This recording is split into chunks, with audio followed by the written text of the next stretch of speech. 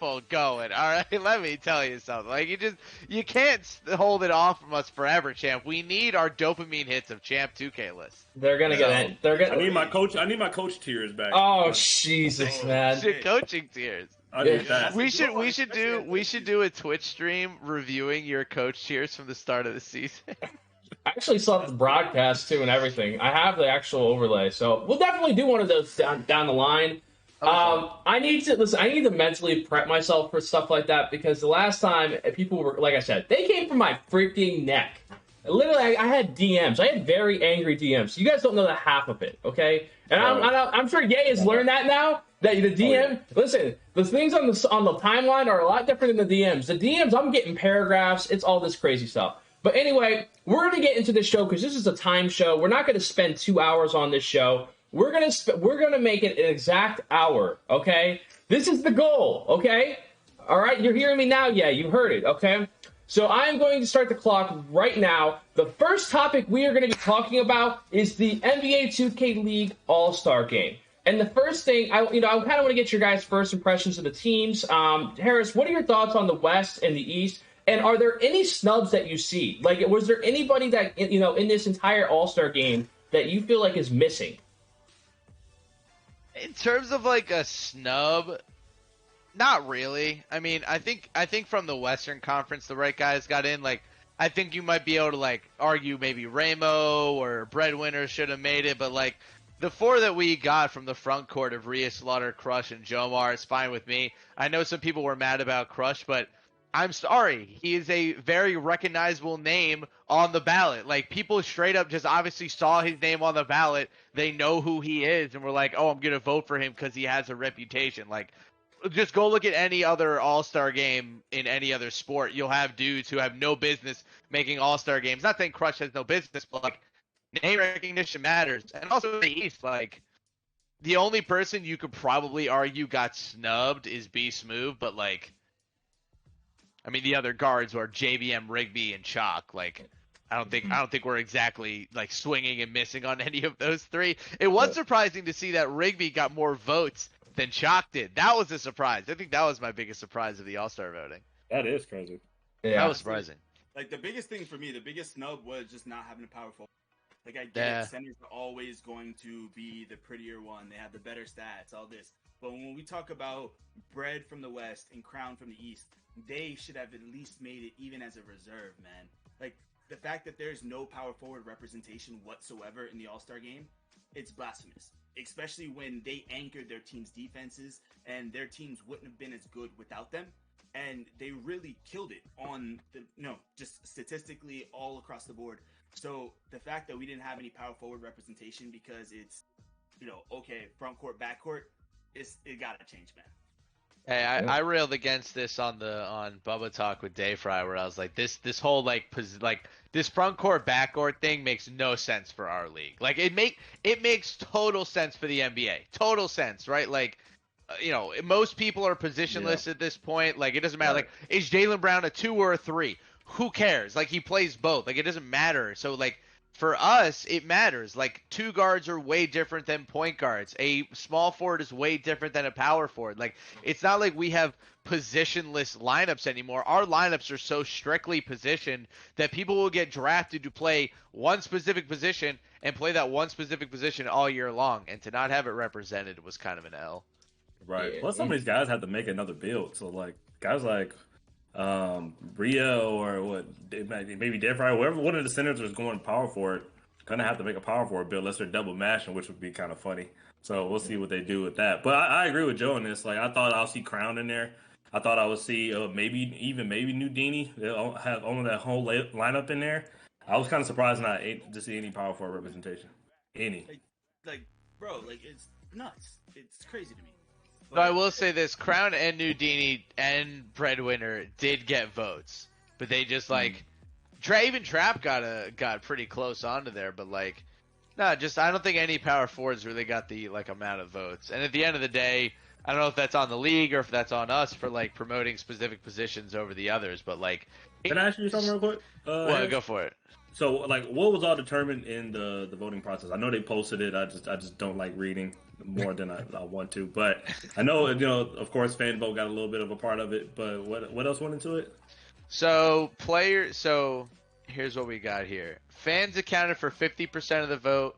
Players accounted for 25% of the vote, and a combination of head coach, GMs, and media accounted for the final 25% of the vote. Well, I wonder who. We can either blame everybody. I mean, I don't think there are like real fans out there who are voting for power forwards. I'm gonna be honest, like maybe a couple here and there, but like it is really funny to see the Eastern Conference graphic. You see Jack, you see Awkward, you see Dave Fry, and there's just like a very convenient missing spot for the other guy who has been on both title teams as a starter. It's just kind of weird. It's a strange look, but. I mean, look, I think it's a bigger issue for the All-2KLeague teams because for me, those matter more in terms of like historical relevance than the All-Star teams, and like they're gonna be the exact same thing. Like it's literally just gonna be no power forwards are on the list, even though Crown and Nugini were like probably two of the 15 to 20 most impactful players in the whole league this past year. Positions be damned. Just a weird vibe. Yeah. I mean, listen, I definitely agree with you guys. I think you all bring up valid points when it comes to the All-Star game. I will say, I didn't get a vote. I'm surprised I didn't get a media vote. I didn't have any type of media vote. I don't know who the media is, but I'm not the media, I guess. So I ain't the media either. So. The league all the damn time. I mean, look, champ. Look, Joe, it's okay. Look, the media was champ. Unique Mazik. Champ, there's a way for you to vote. Okay, it was called going on the website and voting as a fan. Okay, you can do it. You're still a fan of the league. Damn. Sorry you didn't get a fancy email. I got a fancy email, but that's because they paid me. Just one overlay, and he thinks he's that Hollywood. Like he deserves a meeting now. Oh man, he's a media guy now. Big guy, big shot. Unbelievable. But I want to ask you guys. I mean, obviously, I just popped up on the screen. They actually just revealed. It was on Dime UPro. It actually shows what the All-Star jersey is going to look like. I think these are kind of dope. I mean, I'm not gonna lie. I think they're pretty good. I kind of want to get your guys' thoughts on these jerseys. Like, what do you guys think about these jerseys? I'll start with Harris. Yo, I think the same thing that I thought when the logos first got announced. The Western Conference logo is a W. All right, I think it's cool. The Eastern Conference logo looks like a massive clamshell. It's literally the same thing. It looks like a clam. And now it's blown up. But it's the angle. Because, like, you're saying that one is a W. And one of them very obviously looks like a W. The other one you're saying looks like an E. It kind of looks like an E, but it really just looks like a big clamshell. So seeing it blown up and in blue is just kind of a lot. But, like, I love the Day Fry, like, the team logo and the number and stuff. I hope we get, like, a really big sponsor on the front, too. But it's cool. I like them. I like the red versus blue. Joe, go ahead. I was like, before Joe talks, I thought of a good idea. Like, do you think whoever did the designs for the jersey would be able to just do what Landis did for the USA jersey, just do like a background shot of like number 7 that says "Yay" on it, like have customizable like phone backgrounds? I think that'd be dope. That'd be cool. That'd be nice. Fire. Or even just, a way that we can either get these in the game, in 2K22, which would be sick, or even, where we can buy this, like, for real, because this is a jersey that's dope. This is the first time it's ever been done. Like, I would do it. I'd buy a jersey like this. Like, look at that Shifty Kai jersey. Of course he goes for the Shifty Kai jersey. I mean, look, we know the Bubba jersey's there, but you gotta root for you. I wish we could buy these jerseys. Oh, that'd be nice, man. Oh, just one day. But I mean, what'd you do, champ? We're gone. There we go. I fixed it. I was fixing it. Anyway, I want to get media man. We'll get okay. I can't with you guys. But anyway, listen. Right now we're at the 8-minute marker. We have one more part of this section, and we're going to move on to the next. Okay, and that is too fast. I can't keep up. It's too fast. Slow down. So basically, the last portion of this is basically like, which side do you guys think is going to win?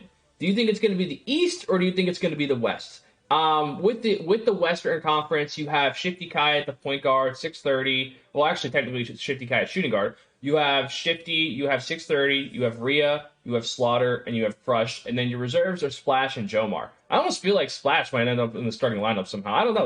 That's a crazy studded lineup. I mean, Is this going to be a best? First of all, I don't know. Is this going to be a best of 3? I'm assuming. I would assume so. Or is it going to be just one game?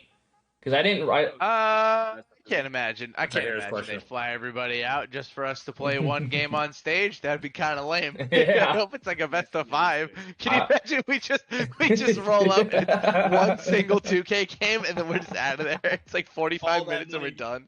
I mean, we're just done. 45 minutes. We're out of there. listen, that's how it used to be back in the day. Okay. We had It was like 5 games in a games, night, bro. Okay, Even season Boomer. 1, there was like you guys would play games like 9 hours on a Saturday afternoon. That's true. We were there all day in that That's pitch. nuts. Dude. By the way, the East is gonna win just because they have 3 Wizards on there, and that's just kind of how this works now. If all those guys are on a team together, they're just gonna win. It doesn't matter. This is going to be on next gen. I mean, on the next gen NBA 2K22. So we do have to be aware that not everybody is going to be like some people. It takes longer for them to get good at games compared to others. So I mean, again, the Wizards are just coming off a title, but this is more of like a fun thing. There is money involved, correct? I think that I saw something like the winning team does get some type of something. I think I saw something about that when I was reading one of the articles. I might be wrong, but I'm pretty sure the winning team gets something if they win. All I gotta say is we've already seen what's going on with 22 and how it's all about the plucks and defense is crazy. Oh, And yeah. guards are struggling to adapt and adjust. But I've already been watching streams. 630 and Kai are already starting to look good again. Like, they're doing the same thing. Splash is doing his stuff. I have to go for the West because you have Rhea there. You still have Slaughter. You have a lot of hoopers on that side. You can't really... You really going to bet against them? Like, have we seen Dane or any of these other guys touch the game yet? I haven't seen Dane. shots. I actually ran some games with my guy Jack the other day. Jack's Jack. I've learned after playing with him how well he manages the floor. It's insane. He's the king. Literally, this guy. So we were just trying. We're just running 5. Just with a random 5, and we're going into games. And this man is like just coaching the entire team up. I'm like, holy crap. This man's a straight up floor general. This guy controls it, man. But it's crazy to me. I'm sorry, Joe, but I got to go with the East, though. I mean, I understand what you're saying. We have gotten the opportunity to see both. We've seen pretty much all those players been playing. I feel like every time I see freaking Kai, he's playing stage with Bear, and Bear is selling them on the stage. That's all I'm ever seeing with Kai. Rhea, I mean, that's what happens when you have no badges. It's real right now. Are they gonna have badges during the AllStar game? I hope that it's going to be their own builds. So they got a week. They got to get it. That's them. They got a week. I mean, if someone's coming out there with a 60 overall, then it's gonna. No, dude, they're gonna give every single player like a full badged out players, and that's gonna be the first 12 fully badged out players in the entire world, except for the ones that were done by badge grinders, which is still completely. By the way, just like shout out to all the NBA 2K League players who are constantly asking for badge grinders without understanding that it is just completely against like the entire terms and conditions of NBA 2K for them to be doing that. Stop it. Get some help. You're like, oh, why hasn't 2K given me the game early? Why won't 2K give me my players fully badged out? Because you guys are doing blatantly illegal shit under the game's rules right in front of them. You can't do that. All I hear is Harris is an out. Big I mean, I'm not. It's just so funny. Like it's like the badge grinders DM me. And it's like you don't see it. You think they're blind? Oh yeah. No, that grind is crazy. You need to be able to do something. Like, to sit there for all those hours doing everything. All right. Like personally, like I don't mind badge grinders. Like, cool as long as they're efficient. Like I get the terms and conditions, but there has to be some sort of way that you can get this because, like, time. Why you don't pay it? Why you don't have like every other game? You can just pay to have the finished person. Yeah, I don't. I mean, that's a question for 2K.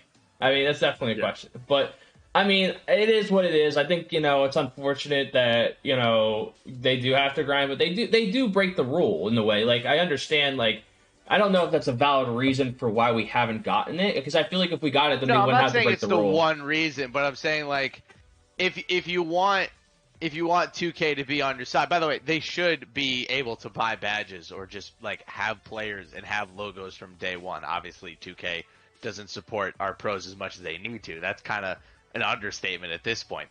Mm-hmm. But on top of that, you aren't helping yourself by doing stuff that is against the terms and conditions of the game. Especially when Ronnie, for like years now, has been like, stop promoting badge grinding on Twitter. And like, I know everybody doesn't like Ronnie. Congrats to Ronnie, by the way, on the engagement. Yeah, Welcome congrats. to the Fiance Club. Congrats to Ronnie. But like, if the dude is saying that, that is obviously their internal feelings about what is going on. If that is their internal feelings about what is going on, you shouldn't be doing it anyway. Yeah. Well, hey, look, I understand that you're not able to. It's a double-edged sword. Yeah, because right away, if you have 160 plus players who automatically have maxed out builds with all badges, there's gonna be a huge gap, and that's unfair. A couple weeks into the game, where they're all right, cool. Here's a voucher. Here's a code where you can max out one build. That I love. That'd be great. Just send it with the game. Well, guys, I'm sorry to interrupt you, but we're gonna have to move on to the next topic. I know. Listen. We're staying on top of it. I know.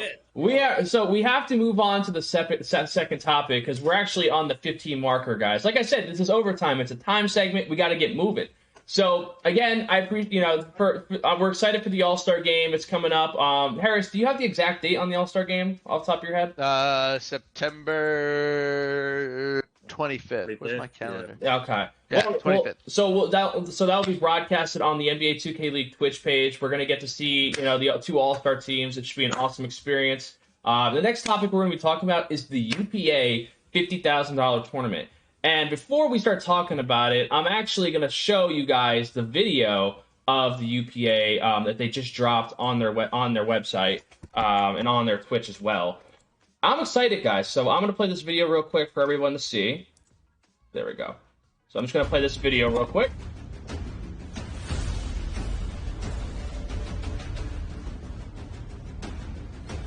Let's go get it!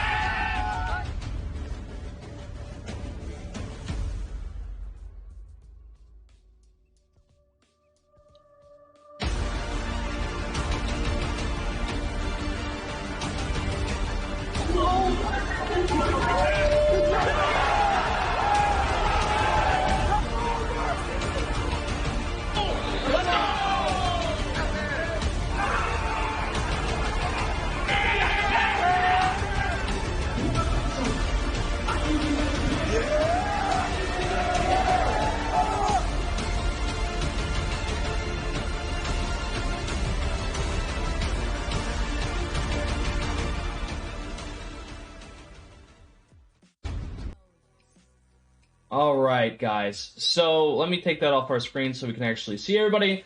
All right, guys. So UPA Worlds, the UPA Championship has upped its game. Obviously, this past summer, if you guys didn't know, they had a $30,000 tournament in Dallas, Texas, aka Arlington, Texas, which it was an awesome venue. We were at the esports venue in Dallas. It was an awesome experience. I know me, Joe, and Ye were down there. We kind of got that experience. I know Harris, I know that you will be in Vegas, I'm sure, when it comes to in January for the event. I'm sure you'll be there. I don't know in what type of fashion. But, I mean, like I said, you'll be there, I'm sure.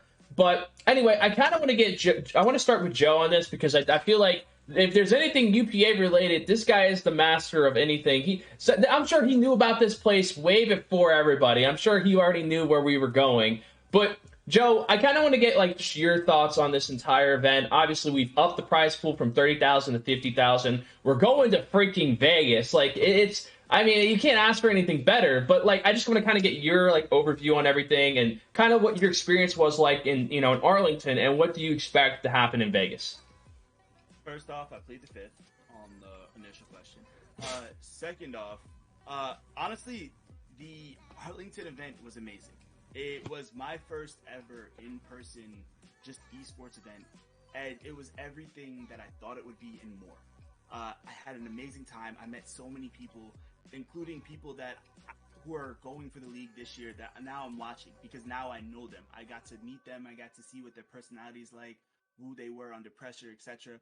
So I have a little bit more vested interest besides looking at their anime avatar on Twitter. So for that, I think it was dope. The fact it's in Vegas is wild. Like, if you guys have ever seen the HyperX Arena, that's where they played in season 2. I believe it was for the turn. Mm-hmm. That thing is nice. I mean, Ye can speak for it all because he was there, but that thing is beautiful. The fact it's in Vegas, so that means, of course, like, you think about UPA, it's not just one tournament, it's an event. It's a weekend long event. So I'm sure there's going to be a lot of things to do out there for people to bond, get to hang out.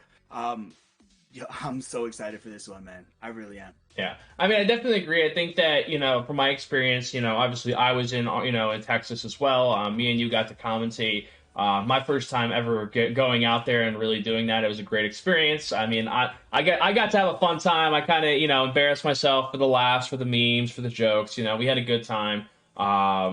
Just a little bit. We got to see a little bit of Arlington as well, and in Dallas, it was a cool experience. We met a lot of people. I've known a lot of these people for years, so it's kind of just cool to get back together after, all this time with COVID and everything. So it was nice to see everybody. But yay, I kind of want to get your perspective on some things here. Like, first of all, like I said, obviously we know you've been doing something. You did something recently for UPA, and we'll get into that after this. But I kind of want to get your thoughts on, like, the whole entire UPA event. Do you think this is something that could dramatically change someone's draft stock? Because, like, you're the guy that, is basically out here throwing out all these, like, scouting reports, all this stuff. What do you think is the impact of this $50,000 tournament for prospects coming into Season 5? I think with the 50K tournament, it's going to be slightly different than how it was in Dallas. But for the players that we saw in Dallas, incredible players. You got to see how it is to compete on the stage, for one. To be able to look your opponent right in the eye and give him a green and talk to his face and see how it is to be in a 2K League presence, because that's how it's going to be once you get back on the stage. I think that does increase your stock, of course, being able to do everything in person, because everybody can, even the just average people or even the good people who are rattled on the stage, they're in the comfort of their own home. Most times playing pro-am, they don't ever get battle tested on the stage. So if you want to be in this event, I think this is the perfect opportunity to get to Vegas. And now you're going against players who are in the 2K League, unless their contract permits them otherwise, which I don't believe they'll do. Harris?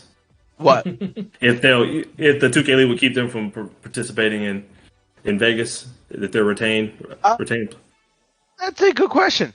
No idea. I was like, but more than likely, you're going to be playing against NBA 2K League players, whether unretained and possibly retained players. These are guys who've been doing this for years. You're going to see the same guys, and now you get to play them on the stage, and then you get to talk to them off the stage and get to learn a little more about how to carry yourself in this type of setting, what it is to train for an NBA 2K League season, what to expect going into drafts and interviews. And I mean, it's a good time to network too as well, which is most important. We got to see that a little bit in Dallas, and we'll see a lot more of that in Vegas. Yeah. I mean, I definitely agree. I mean, there's so much, like, I feel bad because there's obviously some still COVID restrictions outside of the United States. So I already talked to some international players. It's not looking good for them to be able to even go out to the event. I think that, and obviously I don't think anyone truly has an answer for the NBA 2K League players, whether or not they'll be able to play in it. But I mean, we have historically had players been able to participate in off-season leagues, so I wouldn't see why this would be an issue. If maybe because it's a bigger event, maybe that's it. But I wouldn't see why I wouldn't see why it'd be a problem, because if they've been able to participate in tournaments for like $10,000, I don't see the issue with this. But again, who knows? We'll get that. That will be answered later on, possibly. But I mean, it's a good question. Harris, I want to get your thoughts on this entire UPA. Overall, just full scope of things. Like, what are your thoughts on just one big unified, community when it comes to pro and verified leagues? Unified pro league. Yes, basically verified, unified. It is something that is a necessity for 2K to do. I think what's kind of cool about seeing UPA happen is that, like, at some point over the course of most esports, something like this usually happens, where you kind of end up having a solidified minor league system. It happens really across all esports with, like, the different kinds of series that they have. I know COD does it, League of Legends does it. Like, there is a minor league for every single esport. My only thing is that we're one of the only ones that still has, like, our big leaguers playing in the minor leagues, but that's okay. Like, because at the same time, it's trying to grow at the same time. I think UPA is great. I think there are definitely going to be some growing pains at the start for something that is this big and is trying to piece together so many things at once, right? Like you're trying to bring in all these different leagues, collect all these different stats. I think for the first year, it's going to feel a little bit discombobulated, a little bit disjointed, but that's where it has to start. Because something like this, the only way it's going to get better is if you just do it and you figure out this stuff as it goes on. So, like, yeah, like Evan Lux are going to face hell from a lot of people for a while over this idea. They already do. Like, they see it with WR, it's just going to be worse now. But, like, that's okay because when you're building something, like, those kind of complaints and that kind of feedback is what propels a league like this to be better in the future. So, mistakes are going to happen. A lot of mistakes are going to happen, but those mistakes are good. And I'm kind of excited to see where this ends up going. I'm excited to see how the 2K League ends up responding to this. I'm interested to see what the relationship between the two leagues will be. You know, we have Frank, who's basically, I'll call it the board of directors for the UPA, who also is the community ambassador for the league. Like, that's a huge link. That's like one of the biggest links you can have. You have multiple coaches who are on the UPA board of directors that coach in the NBA 2K League. So how the two organizations relate to each other and how they communicate and work together will end up being kind of the ultimate, I guess, tell all about what UPA really is. Like, if it ends up becoming like, let's say best case scenario is that UPA becomes the championship to the 2K League's Premier League, and you can have these pro-am teams from UPA that can like win enough to play an event against 2K League teams. Like, there's a way where you can really create some interesting synchronicity between the two leagues, but that's way down the road. There's a lot of bumps in the road that still need to happen before we get there.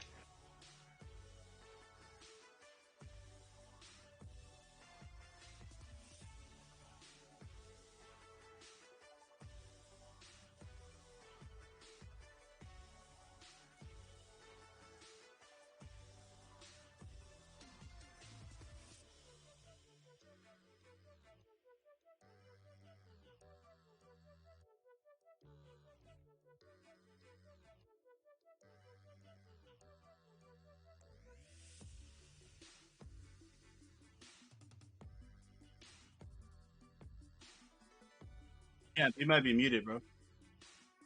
All right, so Mute gang. Yeah, listen. Yo, this yeah, man went on a whole Mute rant. Yeah, listen. I learned it from my guy Harris. I mean, listen, he's the master of the mute gang. But anyway, You just wasted 3 minutes. I You just wasted- wasted yeah, 3 minutes. Bro, I was muted for Yeah, half the never go back. broadcast and still carried the whole thing. Keep going. But listen, I'm playing. but anyway, like I was saying though, with this entire situation, I mean, with the UPA, I think it's just a great overall thing because you have a lot of coaches and GMs who were involved. Obviously, like you said, you had Frank involved. It gives people a reason to play because they feel that they have the right eyes on them. And I think that the fact that there's $50,000 of prize pool money is awesome. The fact that we're able to run something like this and come together as a community, I think it's that much better. I want to ask you guys one more question. We have about 3 minutes left. What are Hey, your you respond to this? Hmm? Yeah, you respond to this? Yeah. Yeah, I was the first one to talk. Yeah, he was the first one to talk. But no, my next question. Hey, anything UPA, Okay. bro. Listen, we're in overtime. We are on a timetable, Joe. All right, listen. So the next part is about basically what are your, like, and I kind of want to ask more of Ye and Joe this. What are your thoughts on that whole? A couple weeks ago, we kind of had a dilemma where we had the league host of they broadcasted the finals for their tournament instead of the actual streamer. So we kind of had like a dilemma between the community and the leagues when it came to broadcasting the finals. So, you know, this is kind of UPA related. I kind of want to get your quick thoughts, just a 1 minute thought from you, Joe, on the whole situation with that, if I could ask you. Look, you guys want these pots to be bigger? Teams, the league needs sponsors. UPA needs sponsors. In order to do that, they need to show they have viewership. They need to do little things on the business end that most people don't really think about. So, yes, it sucks that this is not getting you the spotlight. It's not going to your stream, but the eyes are still on you. Everything else is still on you. You're still getting talked about. It's one sacrifice, just like UPA sacrificing so much. Y'all don't realize how much actually comes out of Evan Lux's personal pockets to help put this thing on. A little bit of sacrifice goes a long way for the betterment of the community. I like it. Look at that. Joe is media trained. Let me tell you what. So yeah, what is your thoughts on it? As a guy that's probably you make content, you stream. What are your thoughts on it? I agree with Joe on this one, especially when you're under the UPA platform and just kind of like being in the NBA 2K League. You won't be able to stream right directly off your stream when you're on the platform. So like with UPA, what they're trying to do, they're trying to bring more people to the actual brand, which is going to grow the entire league, which is going to grow all the players inside of it as well. So like Joe was saying, it's going to have to come with sponsors. If you bring something to the table to where if you're the guy bringing all the money and you're bringing the sponsors, and if you're not in it, because if you're not in it, then there's no UPA tournament, at least at that size. I think having UPA stream everything from their page, you can still go through and sub up and be able to download the games and be able to run content off of it, screen share and all that jazz. But I don't think it's a big problem at this point. I think it's guys like Spam who are growing their pages might see it as an issue, but it's like one of those things I never really thought about. Yeah. I mean, I think that it's definitely one of those things where, like, I understand both sides, but when it comes to it, I think we need to come together collectively and really support this, the UPA as a whole. I think it's something that's very unique and good for this community. But anyway, guys, we're going to move on to the next topic, and I'm sure Ye is excited for this topic. We won't go too far. We'll save the questions for Ye's YouTube video that he's going to be making soon. But the next topic that we're going to be talking about is the UPA Top 100 list. So let me pull it. Yeah, this is good. This should be interesting. I'm putting on my DJ 2K glasses for this segment. Oh my goodness. I can't. Let's go. Is everyone going to throw on their shades? I already saw Let's Joe. go. I already saw Joe. Let's see this. I'm locked in. Nah, man, I wish I had my gavel. We putting this man on trial. I'm locked. Sheesh. They're going to be putting me on trial a lot. Scott, you better be there in Vegas, bro. But listen, so recently, my guy homage. Not Gaming has figured out what it is like to release a big list. Now he's been doing this for a couple months now, where he makes videos on it. But he finally released a list that he worked on Twitter. He posted it, and the community went wild. We had an entire Spaces talking about Ye Not Gaming. They were rioting, asking for Ye's head. They were basically, "Where is Ye Not Gaming? We need to talk to this man. How did he make this list?" And Ye said, "You can check it out in my next video." Hey, that's simple. Hey, I'm about to Kevin Samuels the community, bro. Like, when you need me to speak, you gonna have to pay for it. You're gonna need to bring some engagement to the pages. Ooh, I like it. So, I mean, yeah, I won't ask anything specifically on your list, but I want to ask, what is the point of dropping a list this early? Like, what is, like, the impact of that? Like, what does this do? Because everyone's going to say, "Oh, we haven't seen anybody play the game yet." What is the point of this list? It's a couple things. First thing off, it's a content piece to bring the community together, just to at least engage on something, because we know the most common thing that we've seen the community engage on is lists. It really is. People just can't help themselves at this point. Oh my god! So like, if you drop a list in the beginning of the year, that gives everybody something to talk about. Gives motivation for some people. Some people cry about it. Most people cry about it. But like, people get to talking at the end of the day. So now we have this in person. So now we have something to go back to reference when this person starts performing really well. When this person starts, dropping or not playing the game. Now we can start moving players around, and we can use this to start. It's like a starting point. That was the main reason of making a list. I won't go too far into it. I'll let you ask the next question. Then I'm not going to ramble. Listen. I won't put you too far on the hot seat. So I'll go. I'll kind of go to Joe and Harris on this. Harris, what are your thoughts on dropping a list this early in NBA 2K22? What do I think about dropping a list this early on 2K22? I mean, look, it's fun. It's great content at the end of the day. Credit to Ye. That's a lot of work, man. To do a top 100 prospect list, it's a lot of work. Like, even if he did top 50, I think I'd still give him props for it. Top 100 is a lot.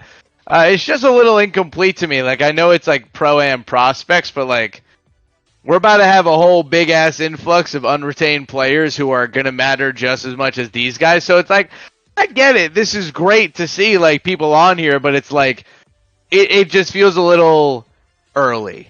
Mm-hmm. It's like, if we wait until October 15th, when we might have retentions by then, or who knows, then it would make more sense.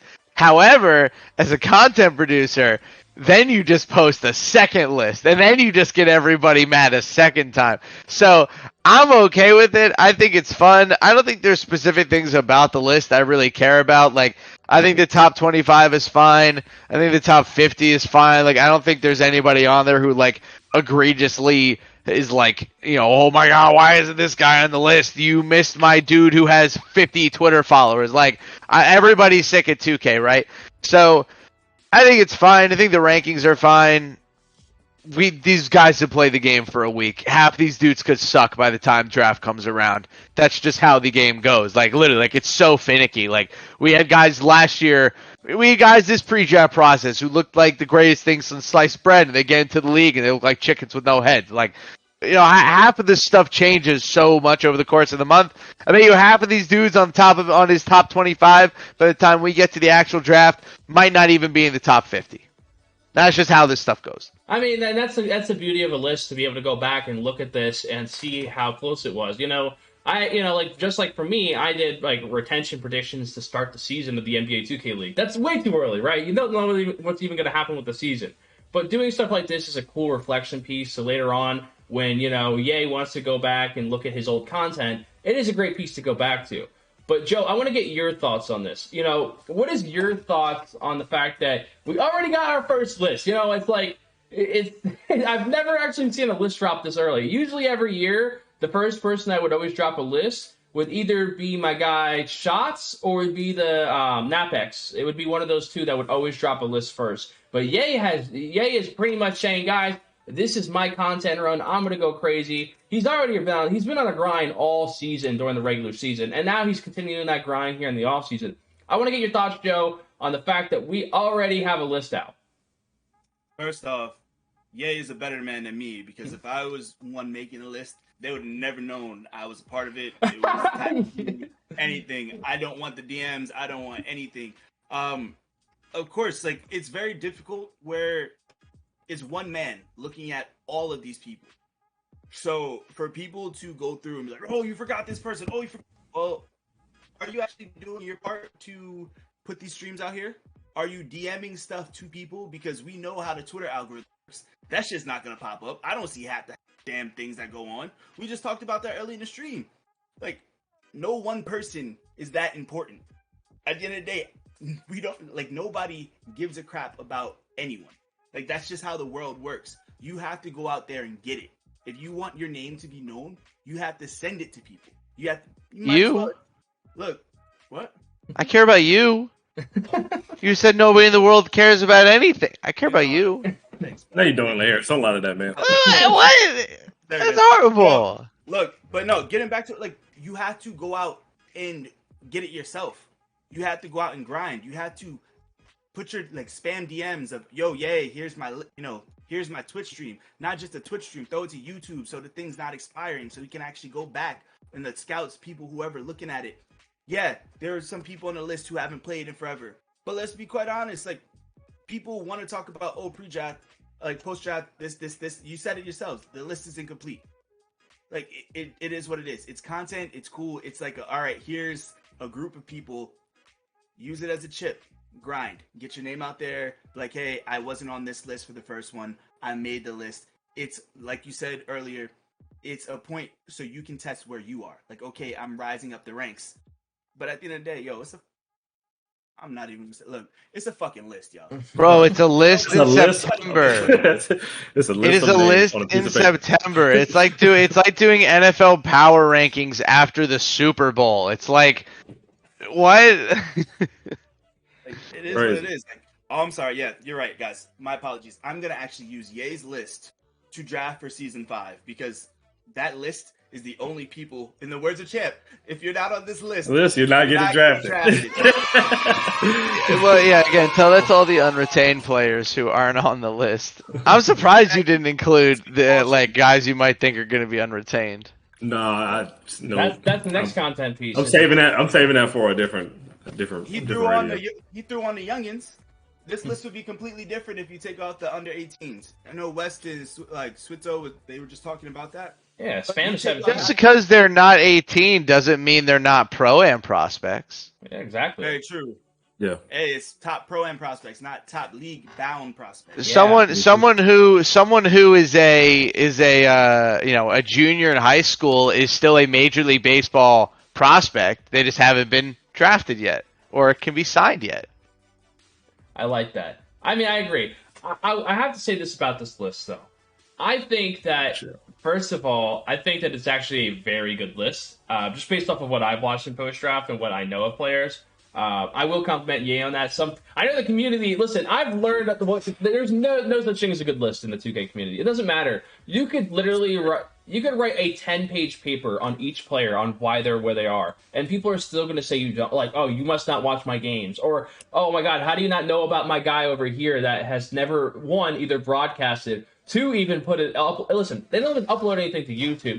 They don't put anything out there for me to actually know they exist. Like they got the man streaming. Yeah, they got not even them. They got their man streaming, post all this stuff, but they want the accolades and credit. How the hell that gonna work? And that's what I Oh, do. I'm supposed to know you automatically. How I'm supposed to know you go?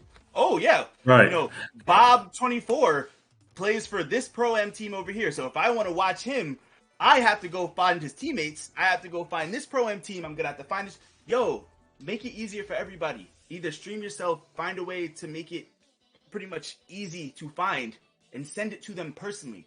You can DM most people. If not, you can tag them. Do something so people can actually see it. Don't just post to Twitter and then be like, "Oh, well, I posted."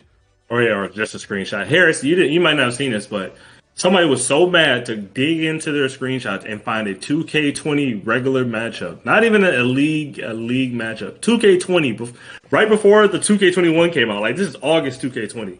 Screenshot this 2 weeks ago about how I'm trash and how they bust my ass. I was like, this is bad. That's how bad it got.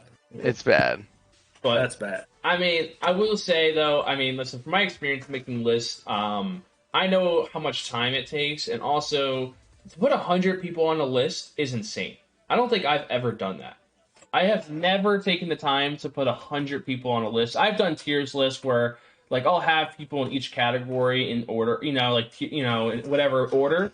But the fact that you put 100 different, listen, you went on, you had all these different positions and you put them in order. That's the hardest thing for me to do. I don't even know how you value certain positions over other positions sometimes, because PGs are the most important, but at the same time, there's players at other positions where it's like, okay, like, he's a power forward. How good of a power forward is he really? So it's like, it's very hard. Even imagine doing an NBA2KLeague top 100. I mean, we do the top. We already did a top 25 for the 2K League. I'm waiting for the glitchy 25 to come out this offseason to see what's going to happen with that this year. But I mean, that's already hard enough for the players to put together. And the players, let's be honest, the players in that list last year definitely had some flaws in it, the glitchy 25. And it was voted by the players, guys. It was not the league. It was voted by... Let's see if they produce glitchy 25 this year. Hopefully. I think it's a good piece of content. We'll see if it happens, but I'll be honest with you. Lists in general, though, it's always a fun piece of content. It's always a good way to get people engaged, get people to talk. I will say, top 100 EU, Ye was locked. Yeah, listen, I think that the fact that we are able to put, EU players, I think there's some guys over there that can hoop. It's just a problem they don't have the opportunity to hoop against American talent, so it's definitely not easy to kind of judge them. You kind of have to judge them based off of, like, their game itself and not what they're playing against. So it's very hard. It's not easy. And let's be honest, guys, the fact that he has, Aaron at 10, and if Aaron comes in, gets drafted, and this guy is a hooper, guess what? We're going to look back on this list and be like, damn, man, Ye is, he found a gem. Let's just hope Johnny Red isn't complete trash in the league.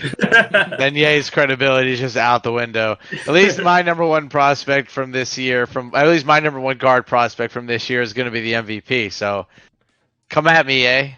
Okay, Frank's with what do you call it? You're welcome. I think. There you go. Is that how that works? Yeah, you're welcome. Everybody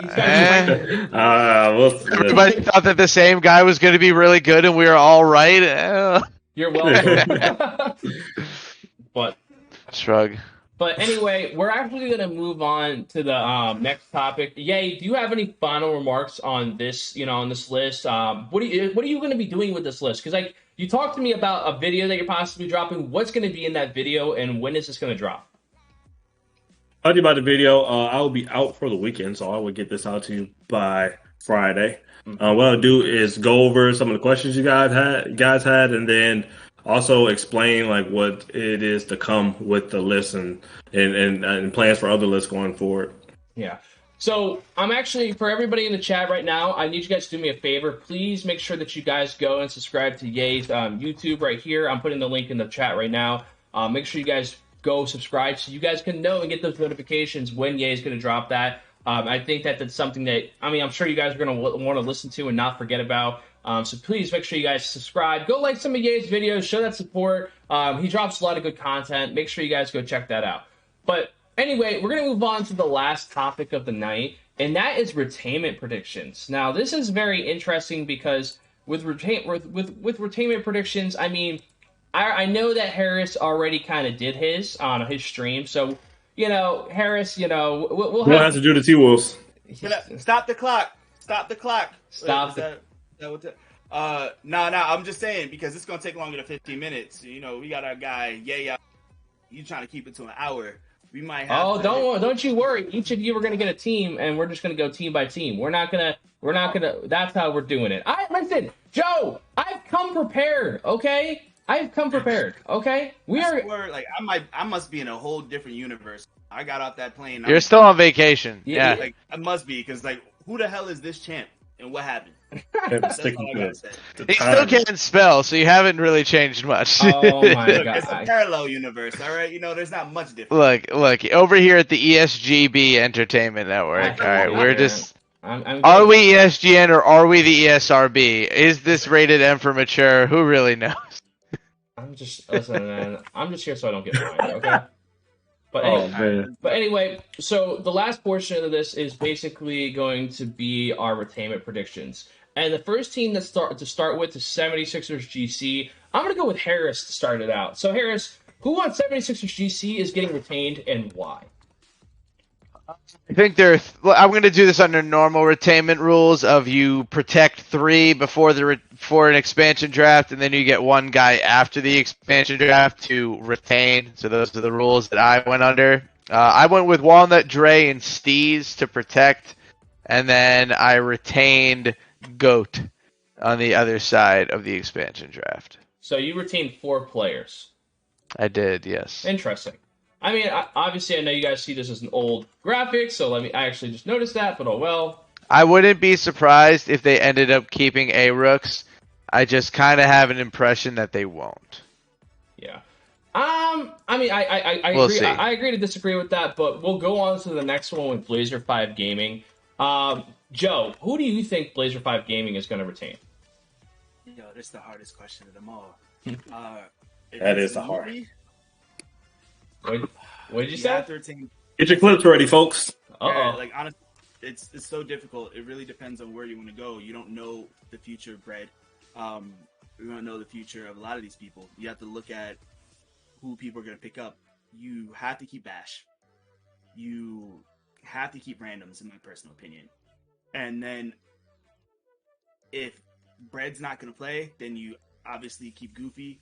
But if not, all right, I'm going out on a limb here. I must say, keep randoms. Bash, Bread, randoms. You let Goofy go if he gets picked up, okay. But they're going to wind up trading somebody soon because that powder cake. So, Bread, randoms, and Bash hold the most value on that team. It's nothing against Goofy. He's going to get picked up somewhere else. But if you're looking at value and trying to make up and build your team around, they're probably going to try and build around Bash. You wind up trading Bread and randoms or 1 or 2 or whatever, and you wind up bringing in more talent. I like it. So your retainment is going to be Bash, randoms, and Bread initially before if there is an expansion. But after would Screddy be your 4th player, or would it be Goofy? It all depends because is Goofy going to be picked up? Goofy, I would say Goofy would likely get picked up, so it would probably likely be spready. So would you say, like, let's play, I guess we would play in that scenario. I think it'd probably be very likely if Goofy was out there that he'd be selected. So would you go, who would you go with? Personally, I'm waiting until the final deadline to see exactly who the draft class is and what my roster is looking after the trades. Because Screddy is solid, but you do have a pretty significant two-guard class, combo guard class, and he struggled for the first part of that season. He turned it on at the end, but you need somebody who's going to be consistent. You need somebody who's going to start out the gate and do his thing. It really all depends on how he plays pre-draft, personally. Mm-hmm. That's just how I feel. Like, it's nothing against him. Yo, you shut me up earlier. I give you all of that after saying that you were like, who? Because you didn't play well at all. You turned it on, but now you have to play consistently. Because, all right, you had a great season. You had a down season. Now you had a mid-season. We have to keep it going. Consistency is key in this league. Yeah, no, I agree. I mean, I'm definitely going to... I mean, I think that it's definitely... You bring up some very valid points. For now, I'm going to keep it... I'm actually going to keep this all pre-retainment. So, who did... Harris, who did you say you would retain before you retain that fourth player? Who was the... You said it was going to be Dre, Walnut, and who else? Dre, Walnut, Steez. So that would be the three they would retain before. Burn. But anyway, so the next team is Bucks GG. I'll let Ye do this one. So I actually have to readjust this a little because obviously Exposum is on the roster. I'm pulling it up right now. But you have a roster that has Exposum on it as well. So like I said, I'll throw that up on the screen. But Ye, on Bucks GG, who are you retaining before the expansion? Just in case Alex sees this. Shout out to Alex, been doing really well with his content, putting up TikToks and Instagram, showing that he still got some G. So shout out to Alex. But for the Bucks, I'm going to just say Ridge and Plondo. And I wouldn't be surprised if they ship Ridge, but I don't know what goes on internally there. But I would just have to say Ridge and Plondo for now. I think they're just trying to get some new talent over there. Mm-hmm. So you think that they're mostly going to clean house as much as possible, and they're just going to kind of keep those two core players, and there's a possibility that you see Reg getting moved. Where do you think, and if you don't know, it's fine, but where do you think would be a good landing spot for Reg? Do you think, like, who do you think would, like, if he was to be moved, where would he be traded to? Dude, I don't know. I would like him to go save the Lakers. Well, yeah, the Lakers would give him a first pick, and maybe ship him for J Money and Gen G. I don't know. Somewhere where he can play point guard around some talent. Yeah, I mean, I think that, get that man a freaking lock, dude. Holy shit. Holy Moses. If I have to watch Ty ESGN or freaking Comp try to play lock for another season for Reg, I'm gonna lose my shit. Like, they've done him such a disservice. Drafted them as power forwards. You don't expect them to come in and play lock. I mean, both of them were drafted to play power forward. Yeah. I was like a center, wasn't he? Who? That year Comp was the four. Comp was the four next. No, I'm talking about Ty. Ty was drafted to play power forward. Aegis was drafted to play lock. Yeah, okay, that makes sense. Yeah, I mean, I will say that the team has just been bad defensively. We haven't had any confirmation on expansion. This is kind of just playing into the scenario if we do. Nothing has been officially announced.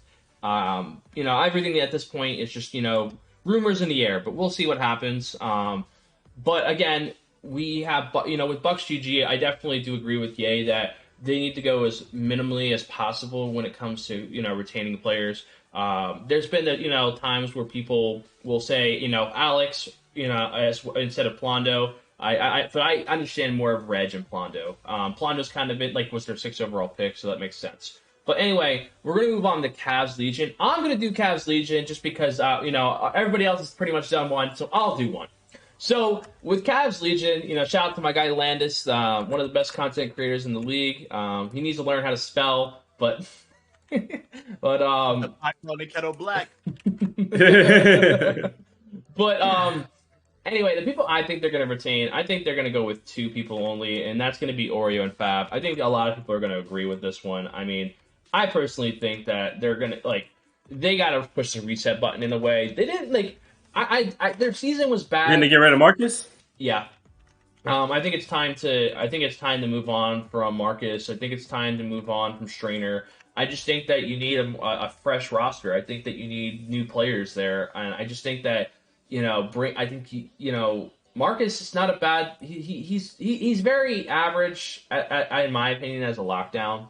Nothing against him. Back in like season 1, I think he was pretty good. But as we've gone through the year, he was good. He was really good. Yeah, I mean, but I feel like I haven't seen that same type of player since then. Like, I would say season 2 was probably like the last time he was like genuinely like really good at the let me say this though. Last two installments of the game weren't really defensive years. 2K22 so far is a defensive heavy year. Do you think God of 2K is like back in his prime with for 2K22? You gotta entertain the thought, Harris. Come on now. I mean, I get what you're saying, Yay, but I just think that when it comes to there's lockdowns that have been able to succeed within these builds. Like I'll be honest, I mean, Crush and Gradient have still shown things they're great. Like those players have still been great at like the lockdown position. You're rambling. Here's the problem. There's a difference now in the NBA 2K League between people who actually play defense and people who just play defense in lanes. Okay, that is what we saw this year. We have people who know how to play lane defense. We have people who know how to be the point of attack defender. Marcus Glenn kind of showed that he can be a lane defender. He cannot be a point of attack defender. You put him at lock, like what happened in season 3 and season 4, he's going to get rolled over. That's lock in the NBA 2K League now. Yeah. Unless he figures out how to be a point of attack defender, which he hasn't been for 2 years. What are you going to do? Yeah, I agree. But anyway, we're going to move on to the next team, and that's Celtics. They should keep Big Rim. Maybe. But we're going to move on to the next team. Mostly for the vibes. We're going to move on. And so we can kick everybody's ass and it will be the show. We're going to move on to Celtics crossover gaming. We're going to come back to Harris. Harris, who are the Celtics retaining? FT, Tazo, and Colt. And then maybe on the other side of Retainment, they'll snag Bully just because they fucking love Bully and he's a serviceable power forward. All right. I guess. All right. Fair enough. Joe, what about? I mean, look, they won way more games than I thought they were gonna win this year, and like, no offense to no offense to Bucket, but like, they're way better than I thought they were gonna be. Yikes! Like Bucket, like we need to have a full off season to like, you need to like figure out like exactly what's going on because like that was bad. Let's wipe the slate clean and let's see you like dominate another off season, like get another chance, but like maybe don't stop playing the game for an entire 2 months before the league comes back. And like have no ability to dribble or score in a game that is incredibly easy to dribble and score. Like that was just poor from a top 5 pick. That was poor. That was not great. But anyway, I definitely agree with you, Harris, on a lot of that. I think those retainments, it's kind of where I align with that. But Joe, who do you think Gen G is going to retain? Holy hell, you're giving me all the fun ones. You're just trying to get clips. Oh, good. So this one's going to be pretty interesting. Of course, you have Feast. You have Beast Move. That's easy locks. Now, the difficult part is I'm going to retain J Money. You gave up a lot to get him. If you're looking to move him in the offseason for a true point guard, if you don't feel like he can really hold the mantle, he would have the most value. I think that you could bring Saucy back afterwards because I think Saucy was, very good. Like he played his role, he did whatever. Don was really good as well. It's going to be very difficult, honestly. Don's really good. But to be quite honest, I think we're going to go with those 3, and I'm not going to be a Harris and be like, oh, okay, yeah, later on. We're just going to go 3. We're going to keep it spicy. We're going to have fun. I like it. The next one, Yay, you have Grizz Gaming. Who are you retaining? This is a tough one. I ain't going to lie. Tougher than it looks, at least. J-Rod and only J-Rod. No, I'm just playing. Let's do... That's the answer. Yes, J-Rod high. Let's do Vandy, Authentic, of course. And then I think if they're smart... fuck, dude. This is tough. I think they protect before expansion. I would like them to go Vandy, Authentic, and Spartan. I think Spartan has a bigger impact on the court than people give him credit for. Ain't no way you can let him walk again. You can't. You can't. You can't do that a second time. That would be. Yeah, I agree. And then after that, maybe you bring back Chess. I like. Mm-hmm. That's it. I mean, Chet's gonna be really mad with my coverage of him this offseason, but let's go on to the next team. He's gonna be real mad at my streams, let me tell you. This is the fun one. I get Hawks talent. Oh boy. What's fun about this team? I mean, it's pretty straightforward, I think. I mean, I'm gonna have to go with my guy C's. It's everybody else on the team is really. I just feel like it's a wash. I really don't want to deal with most of these guys on my roster. I'm going to be honest with you. Mike Swan is a good guy, but is he the best one to retain? This is kind of tough for me. I know there was some things going on with the players. I didn't really like Fakey this year. I don't think he performed up to what I expected. Lee is not a bad center. But he just is very streaky. He started out good and kind of slowed down. So I mean, it's just tough. I mean, for me, I'm probably just gonna. I don't know who they're gonna retain. It might be Mike Swan. I would assume that Mike Swan, because I don't know what is going on with the rest of the players when it comes to their relationship. It sounded like there was a lot of issues, but I'm gonna go. I think it's gonna be C's and Mike Swan possibly, just because Mike Swan. Go ahead. They're gonna retain BP. BP's retired. Yeah, he said that paperwork hasn't been filed yet. Yo, that's super smart because technically you retain him. He retires because he doesn't want to play. Then you only retain one. Technically, you have all your draft picks to build around. Genius shit. This guy gets big brain. This guy gets it. I didn't think of that. And also, you retain BP. That way, if he ever decides to come back from retirement, you own his rights. And you trade his ass for more picks. If GM Harris shit. Oh, man. Like, for instance, if Calvin Johnson was ever randomly decided to come out of retirement, the Lions would have his NFL rights. Wow. The Eagles got traded for him a couple years back. No, just didn't work. C's and only C's. Man, look at that big brain play right there. Listen, this is why I love you guys. You guys, coming out with the big brain things. But anyway, we're going to move on to the next part here. We have Heat Check Gaming and my guy Harris. You're on the clock here. Who are we going with? Well, got to be at least Hotshot and Shifty, though it seems that the rumor mill is telling us that Hotshot is on his way out. Oh.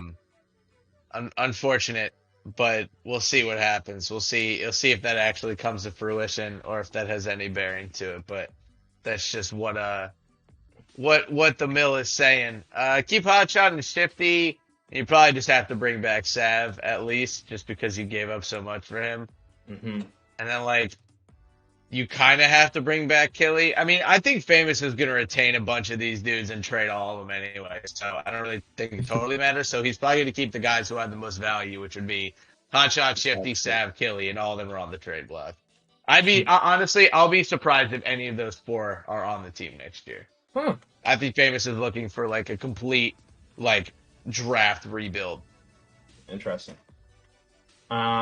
I mean, I definitely see it. I mean, I've kind of heard some things too, but Hotshot, I felt like, from what I know, it's somebody that's immovable in Miami. But, again, in sports, we see it all the time. People that we never thought would be somewhere. I mean, I think a lot of people early on in LeBron's career would have never thought he'd be on the Heat. But guess what? Look, we've been asking, it's funny because we keep saying the same thing about Hotshot at center. Is Hotshot needs to be better on defense. Or it's or you can just find a back-end pick-and-roll defender and mitigate his biggest problem and turn it into a strength. He can play the corner fine. He's just not a pick-and-roll defender. But, I think Famous's biggest failure hasn't necessarily been not finding a point guard. I feel like his biggest failure is not being able to find a competent defender next to Hot. And if that's going to be what causes them to trade Hot, then that's the ultimate failure. I mean, I understand that Killy had a great year and that was a great pickup by Famous, but who are the power forwards that he has given Hotshot to mitigate his weakness? I understand that Hotshot has a defensive weakness, but as an organization, you need to find things to mitigate that problem. And what he threw at it for 2 seasons in season 3 and season 4 just were not really acceptable options. I mean, Juan, Deeds, Gooner. I don't even remember who their power forward was in season 3. Did Hood play power forward for the Heat in season 3? Who? It was Peroxide? That worked out fantastic until it didn't. That's the thing, man. I think from a roster building perspective, Hotshot is going to be a really interesting guy. What team he goes to, how do you build a team around him? Because It's certainly not easy, but I think that there's a pathway forward to it. I think you have to build a team around him the same way you would, in theory, build a team around build a team around Shot. Like, obviously, Hotshot is not the corner defender that Shots is, but like, it's the same concept. You just need to put your guy in a position to succeed. Yeah, I agree. Anyway, the next team we're going to move on to, I'm going to have Ye do this one. Ye, who do you think Hornets Venom GT is going to retain? Ooh, this is a tough one, honestly. I think you go with Rigby, of course. And then, dude, this is hard because somebody's going to get taken in expansion. I think whoever's left, you can get taken in expansion. So I think in terms of protecting somebody, I think you protect Rigby. I think you protect Crown, and then you protect Sherm. And then after expansion, you bring Pete back if he's there. Then you just have to find another lock. Trap is really good too. So Trap's gone. That dude is absolutely up out of there if he ain't retained. He's definitely getting I was like who's not retained, whoever's not protected is going to get taken. He's literally just this year's turn up without the title. I mean, a 2-year league pro, great dude, great leader. He'll get snatched up after 2 interviews. Yeah. I mean, I will say this. So obviously, there's been rumors about players retiring in the past. I actually have been hearing a lot of rumors about PP Ballin possibly retiring. This is something that I've been hearing among people and players that have been. It's kind of been murmurs in the shadows. So there is a possibility that Pete does retire. So I mean, I definitely see with this retainment being a possibility. But it's kind of tough because, like you said, if there is an expansion team, you're losing Trap. Like, you're gonna lose Trap in the expansion. There's no ifs, ands, or buts. This guy, I mean, he's one of the better lockdowns in my opinion right now in the league. And it's tough to lose a guy like that, but someone's going to snatch him up if there's an expansion team. Well, that's where the difficulty lies because let's say Pete is retiring. Yes. Is he making that decision before or after expansion? That plays into effect, similar to the whole Hawks situation that we were talking about. But then, like, Trap has been there. Crown has been there. One of those guys, like we said, are going. Mm-hmm. It's very tough. You're not going to be able to bring back that last person. That's where I think if Pete is going to go, you throw Pete out there to maybe finesse people. Okay, like, is he going to retire? Is he not going to retire? Like, that's an option. You really have to play chess with it. It's going to be a tough decision all around. I'm not going to lie. Mm-hmm. It breaks my heart to say this. I think I'd keep Trap over Crown before the expansion draft. I would too, bro. Honestly, I would. As great as Crown is, it's just like, I don't know. There's not a lot of history of like big time power forwards getting picked in expansion drafts. Like, usually it's locks, guards, or centers. Mm-hmm. And also, I mean, we don't know. Go ahead, Joe. I was saying he's not just a power forward. Yeah, but that's where the value is going to come into play. Like, I don't know, Joe. That's a huge swing for an expansion team to take a guy who has only played power forward in the league and expect him to play center off the top. Like, that is a big swing. That's tough. That's tough to explain to like a first-time GM. Be like, hey, we're gonna bring in a guy who has no experience playing this position in the league, and like expect him to do it at a high level as our first expansion pick. It's difficult. Mm-hmm. It's tough, especially with the other talent and retention this year. Poof. So I'm glad I'm not Weston Nacho because they're in the shit in a good way. And it's crazy because it's not like they're one of the finals teams either. They're just a team that has I think a just really good depth of roster, and I think that it's unfortunate they're going to likely lose somebody. But again, if Pete's out there, maybe somebody goes out there and takes Pete, and now you can't take Trap, and guess what? Trap comes home. So that's the possibility that could happen. But I don't know how the rules are going to work if Pete does decide to retire. Like I said, that's a very interesting thing. If that starts lingering around him, that could possibly make people go away from him as well. But again, we're going to move on to the next team, and that's Jazz Gaming. I'm going to have Joe do this one. Joe, who is Jazz Gaming retaining? Honestly, that is a very difficult one. And as I'm tweeting this out. Sorry about that. We're going to start, of course. You have Splash and Rio. Give me 1 second now to tweet this out. But I mean, I feel like this is an easy one. Yeah, I mean, it kind of is. And then you're gonna pretty much bring back Compete. That's your guy. You're gonna see if people like personally, it'd be difficult. I feel like you retain Lottie just for the fact of somebody else potentially picking him up. Compete is probably not going to be picked up in expansion. What? You don't think Compete would be picked up in expansion? He's definitely getting picked up in expansion. 100%. Shaka? Whoa. You guys need to spend more time talking to Shaka. You guys need to spend way more time talking to that I man. love Compete. Joe, that man is a 4-year league pro with 2 straight years of getting close to the finals. And he's one of the nicest and best leaders in this league. That dude is not getting out of the first round of an expansion draft. Well, you mean hell no? If there's two people there, if you have to pick between Trap and Shaka or something, I'm taking Shaka, 100%. Dude, he is a 4-year face of the franchise. Like, this isn't just like some lock. This is Compete. This is one of like the biggest players in the league. Come on, man. We've all had conversations with him. We all know that he's one of the alpha dogs in this league. That man is getting picked up in the expansion draft like that. Like that, I tell you. Any team will take him. But you mean to tell me that Comp's not going to trade for him to get him back? Yeah, but no. Because why would a team draft him unless there's like a strainer situation? Why not just retain him? I'm just saying, bro. Comp is the biggest anomaly in this entire league. We don't know what can go on. Like, yeah, you can let Lottie go. You can we know Bees is probably gone. Splash and Rhea are there. You're probably right. Compete is going to be the guy. He's been there for the longest. I'll be floored. Last year, you do that stuff. But you have to really look at who other teams are protecting to see who the pool is going to be there. And you can take those risks so you can bring back as many people as possible. That's all it's about, because Comp is all about consistency, bringing everybody back. So he's going to look at the best way to strategically work it so that he can get all of his guys back as soon as possible. I mean, is he even going to run it back with the whole team? Like, do you even bring Lottie back after what happened in the finals? It's a good question. It's a good question. It happened. Like, things happen. Yeah. I mean, listen, it was one series. I think that they would just run it back. I'm pretty sure. It's not just one series, man. It's the finals. Every single team that's lost the finals has gotten dismantled the year after. It's just how it goes. But they're also not Comp. Yeah.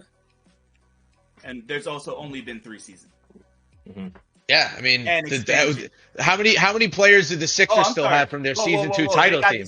How many teams? How many players from the season 1 Heat-check team are still on the team? How many players from the season 3 Warriors team are still on that team? Man, these teams get ripped apart. Bro, I'm just saying, bro. I don't think they're bringing back the whole crew. I think they're gonna go Compete, Splashy, and Rhea, and then figure out the 2 and the 4. Look, again, at the end of the day, Comp is the biggest anomaly when it comes to this. We know that he wants consistency and values consistency. So he's going to do whatever it takes to make sure that he gets his people back. So he's able to do whatever he needs to do. And that's how I look at it. So if it he lets Compete walk because there's a lot of powerful, lockdowns out there, so be it. If he's going to let Lottie go, it really depends on who the expansion pool is. Mm-hmm. Yeah, and that's the thing. Go ahead. No, go. It's just saying, like, the value and consistency part is great until your consistency gets you swept in the finals. Oh. Yeah.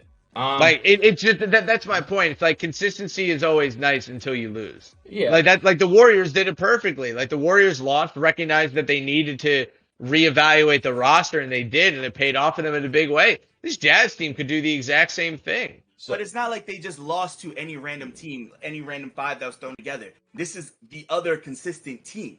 This team brought back 5 of their 6 players from the previous year. They had all of that chemistry and consistency.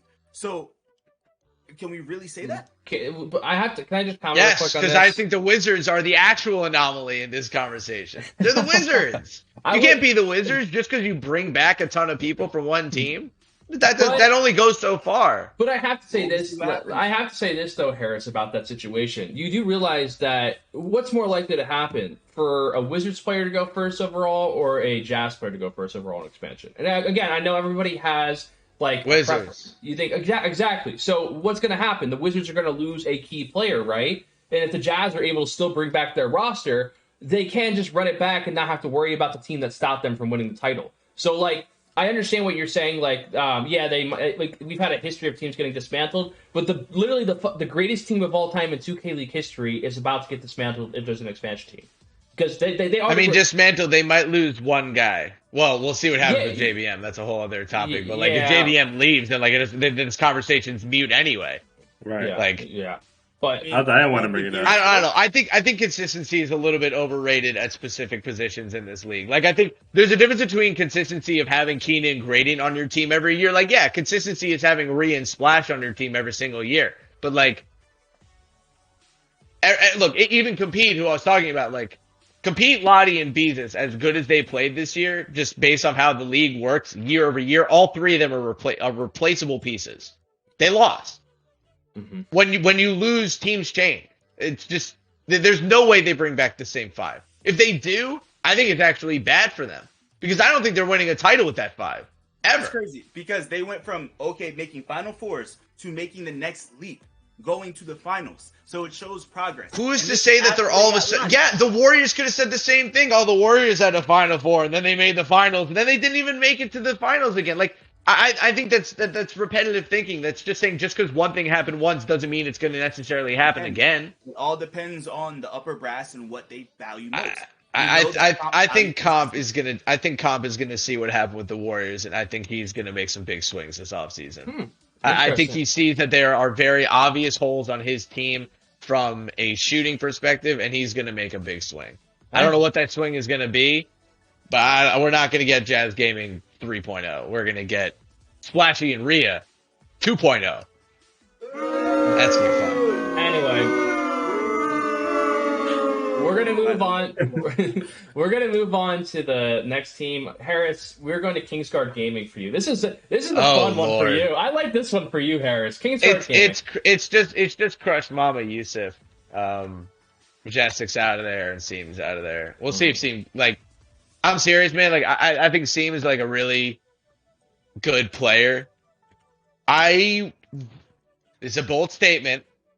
Hot take. I won't be surprised if he's not in the league next year. Like, that's the kind of season he just had. Like, he had the kind of season where it's like, okay, this is the biggest opportunity of your career. You're on a big stage on a team that needs you to play well, and he was just bad. I mean, this was not only the worst season he's had as a starter, he was one of the worst locks in the entire, or worst sharps in the whole league. Like, that was bad. That was really bad. Yeah. I don't know what this team is going to do.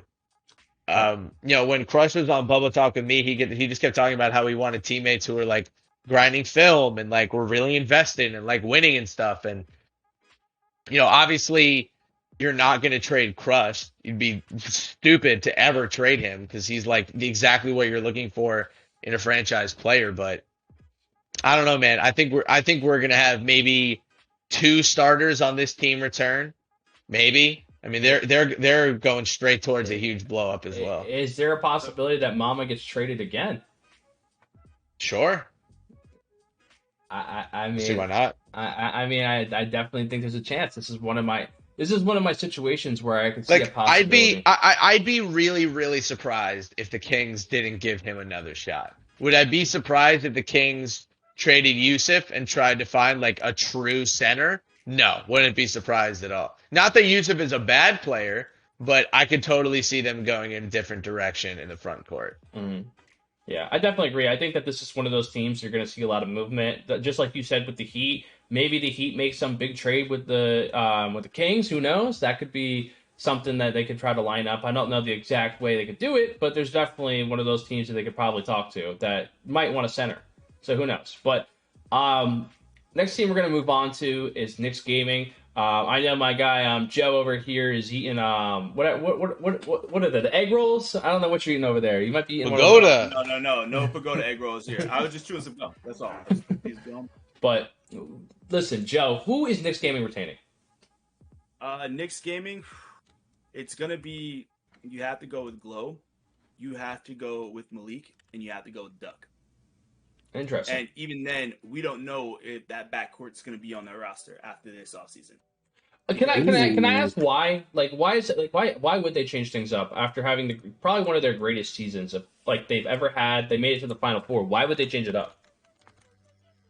It's difficult. I just feel that personalities where they can get along, but at the same time, Oh, they are fine. I just personally, I don't think that. Like, they don't really clash like that. I don't think. Maybe they're not best friends, but like, look, I just feel that both Duck. Yeah, it is overtime for real. Yeah. Coach yes, we're getting. This is why I said I was like, we starting this now at 45. All right. Yeah. But you good on time? I got to dip here soon though. Yeah, we got 12 minutes. We're going at the hour 30 mark and we're done. We're done. Okay. All right. But I just think that I feel both Duck and Malik have a level that they've yet to reach, and playing with each other holds them back. Yeah. I feel that they're both ball dominant guards, usage guards. Like, I just feel that having somebody as vocal and passionate as Malik in your ear is not going to let Duck do his thing. And circle. And Duck needing the ball when Malik is also as ball dominant. We saw it can coexist. But they figured it out. The whole second half of the season was them on display figuring it out. Like, they figured it out. Their offense was really solid. Okay. So how many other teams figured it out, but then they're going to be like, all right, we just want to... I mean, bro, what they need is, like, a defensive presence next to Glow. Like, just, they honestly, I think the Knicks are in as good a position as any playoff team that didn't win the finals last year, man. I think you keep Glow. I think Joe nailed it. You keep those three. Figure out if Nate wants to come back. Maybe he gets picked in expansion again. He won't get picked in expansion, but yeah, they'll bring him back. That's a good ass team, man. Like, I disagree. I think Duck and Malik look great this year. I know. We never said that they didn't look great. We're saying that there's probably going to be movement. Why? I don't know. Bro, I don't know about that. Why are there some trades that happen? Period. Because people just want a fresh start. People want to do this. But they just got really far in the playoffs. Why would one of them wake up and just be like, fuck it, I'm done? They just made a shit ton of money. Yeah. I mean, and they won a ticket.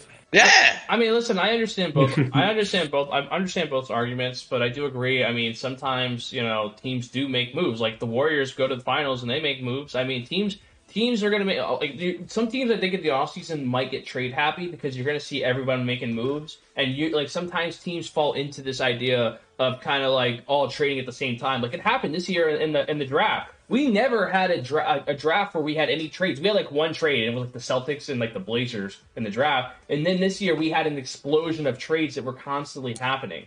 So like, I wouldn't be surprised if like we do see something. Maybe they're like, yo, all right, everyone's making moves. We got to make a move. And maybe they move Malik. Maybe they move Duck. I don't know. But I will not play it out. I will not like be one of those people to say, oh, there's no way. But I think they're likely going to keep this roster together. But at the same time, I wouldn't be shocked if we see somebody get moved. And I think that the most likely person could possibly be Malik. It's hard for them to trade Duck or Malik and be a better team next year. Period. Yeah, I agree. Like even the Warriors, they traded Beast Move and they were not as good this year as they were last year. Like when you make a monumental move like that, it's tough. Yeah, no, I agree. I mean, that's something that it's definitely a risk, but I do agree. Anyway, we're going to move on to the best team in the NBA 2K League, and that is Lakers Gaming. We're going to go to my guy, I think it's Ye's turn, right? Yeah, it's your turn? Because Joe just went. Wait, who just did Knicks Gaming? Joe did. Okay, so we're going to Ye now. Ye, who do you think Lakers Gaming is retaining? Man, of course they keep Reese. And then I think they keep Crazy. I know Crazy kind of walked out on them, so they might ship him. Then the tactic is a big question mark for me. I don't know what they're going to do with him, but I'm going to take the safe bet and go Reese and Crazy. Okay. I mean, I definitely agree. I mean, there is definitely that possibility of them bringing back Taktuk. I think that if they feel like they can just secure him as being a lockdown maybe or whatever they want to do with him or a center, whatever you want to put him at. I mean, he's somebody that's versatile. I think he's a good personality. Reese and Crazy, I understand, but there is a possibility that Crazy does get moved out. But I want to ask you, like, how much, like, we always see this in the league. How much is Crazy's value? Like, what can you possibly trade him away for? the first overall pick this year. He had a pretty decent season, but he's one of the most versatile pieces in the league, and people want to play with him. He has a lot of friends. Mm-hmm. You'd be able to get something. Like if you're only getting a first round pick in return, I feel that's not enough. What if a team is going to be a good player in the league? What if a team comes with the first overall pick and says we want Crazy? Like let's say the team that has the number one pick this year says we want Crazy. That team's dumb. Team's stupid. That won't happen. It shouldn't Bro, happen. look, Crazy. We can claim Crazy can be worth like all we want, but like he proved us nothing this year, except for the fact that he's kind of a head case. Yeah, I mean, I'm sure he's super talented, man. And I was really high on him coming out of the draft. Like we saw him play like 2 good games, and everyone was like, "Wow, Crazy." He sucked. All right, like let's like not beat around the bush. He sucked this year. He sucked for that franchise, and that franchise sucked for him. Maybe like a fresh take would be good for both, but like I don't know, man. Fresh start for both seems like the best case scenario. I mean, I don't think you're wrong. I think that anyway, we're gonna move on because I know that we're running short on time. We got to get this moving, but I definitely agree. Magic Gaming. I'm gonna be doing Magic Gaming. So I'm gonna go with DT, Reed, and Snubby, and I think that they move Reed. I think that that's what's gonna happen. They're gonna go out there and get a point guard. That's just how I look at it. I mean, Snubby's gonna stay there. I mean, May didn't have a bad year, but I still like DT more than I like May. It's just the way, but that team just needs to make a lot of moves in this offseason, in my opinion. The next team is Mavs Gaming. Harris, you're going to take over Mavs Gaming. I feel like this is very straightforward, but I'm interested to hear. Zane sick. Yeah. Both of them probably aren't on the team by the start of next year. Interesting. Full rebuild. Everybody's just going. So everyone's gone. Is this will this be the craziest offseason that we've seen? Yeah, this will definitely be the most trades. Look, if Sick or Zay are on that team by the start of next year, I will be flabbergasted. Not because they're bad people, but like, bro, that Mavs organization like really, really, really wants to win, and I think that now that they're out of the Dimes umbrella, I think they're just going to do a full breakdown. I wouldn't be surprised if they're in the market for Reg. I wouldn't be surprised if they're in the market for J Money. I wouldn't be surprised if they're in the market for any top end guard who's available this year. That team's looking for a full blow up and a full new face of the franchise. See what happens. Yeah, I agree. While I'm pulling up the last portion of this, the team that's coming up next, if I actually can pull it up. Nets. The Nets. Okay. Joe, you're gonna do Nets Gaming Crew. So you got the easy one. Yeah, that's like easy. You got the easy one. You're gonna go. Of course, you're gonna go chalk shots. Most likely, you're gonna bring back Slay, and then I would say like it's either Slay or Faye. So you're gonna pick one, and then you're gonna wind up bringing whoever is gonna be the least likely to get picked up in expansion. You're gonna let them go, and then you're gonna pick up that. So that's you can't let the doctor go to expansion. All right, the doctor's gonna get snatched up by a good GM. I mean, you've been that saying man's nice. You've that been kid saying is that nice. everybody that we've let him go. Like, Joe Fies might be the number. Dude, he's nice. That kid is good. I get it. But I'm saying they're gonna try and figure it out to bring back all four. Whatever works. Yeah, that's what I'm saying. Whatever tension, whatever happens, they're gonna try and plan it and set it up so that there's an overabundance, there's better prospects that people can take, so that they can get all four back. They're running it back with those four. I'm interested to see how the Nets get their lock this year. What do they even have a first round pick? They don't have a first round pick. I was gonna say no first round pick. Oh god. Gen G's got there first. Oh boy. Yeah, I think they have 2 seconds. 2 seconds. Oh, that's gonna be interesting. Yes. Anyway, the next team is Pacers Gaming. So we're gonna go to Yay. Yay, who is Pacers Gaming retaining? Who are the Pacers keeping, Yay? Who is it? You know they're not getting rid of the zombie. Come on, Yay. You know it. You know who to pick. You know what's gonna happen. Hey. Come on, Yay. It's gonna be 6:30, Joe Moore and Wolf. Yay. Come on, man. Come on. Hey, that's all I got. That's all I got for you. You know they're bringing him back. You know they're not letting him go. Dude, people got so mad at me in my stream, and I was like, "No, they're keeping Swizz." And like, I don't think people they're totally keeping Swizz. They probably will. Yeah, they probably will. Cody's gonna talk himself in circles, and then at the last second, he's gonna be like, "Fuck, we're bringing back Swizz." Why protect him when you can probably get him? Oh no, I'm saying they're gonna get him on the other side of the expansion draft. They'll retain him instead of protecting him. But they're definitely gonna do it. They're definitely gonna bring him back. Yeah, they probably will. Oh man, I mean, guys, they were trying to trade him all offseason. And they couldn't. And then do you know what happened, man? He ended up actually being one of the better sharps in the league because that man could sleep for 9 months and come out and fucking shoot 50% from 3 on a sharp build. Like, it doesn't matter, dude. He's the zombie. He's literally the 2K League zombie. You can't kill him. That's true, bro. I love Swizz. I think Swizz has to be my favorite person in the league because I don't think there's a player in the league who more people are angry about him being good than Swizz. Everybody wants Swizz to suck so badly because he does not play the game in the offseason. Yeah. Doesn't matter because that dude is shooting 50% from 3 every single year. There's nothing you can do about it. Anyway, we're gonna move on to the Pistons. I'm gonna go with the Pistons speed round. But obviously Radiant's coming back. I definitely think Greenlight's coming back. And then I got Ramo. Obviously, there's a lot of people that I don't have on this graphic that are actually on the roster because this is from the beginning of the year. This graphic. So let's just say that I don't even know who they had on the roster at this point. Do you think Greenlight hurt the team by coming back and forcing them to get rid of Cooks? Yes. Yes.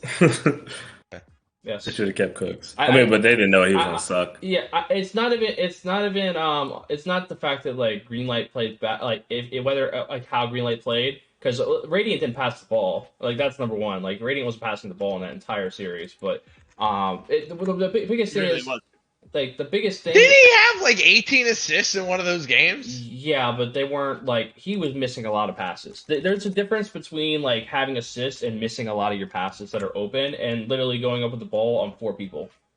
Like the Warriors, literally, they just doubled him. They wanted him to make a read. They wanted and he did not, and he did not make reads at all. He was not making reads, and that's why they lost. Yeah, game 2, the game they lost by 17. He had 24 and 13 with only 3 turnovers, and then game 3, the one game they won, he had 22 points and 14 assists with 3 turnovers. Yeah, Greenlight could not shoot from 3 though. He was ice cold the whole series.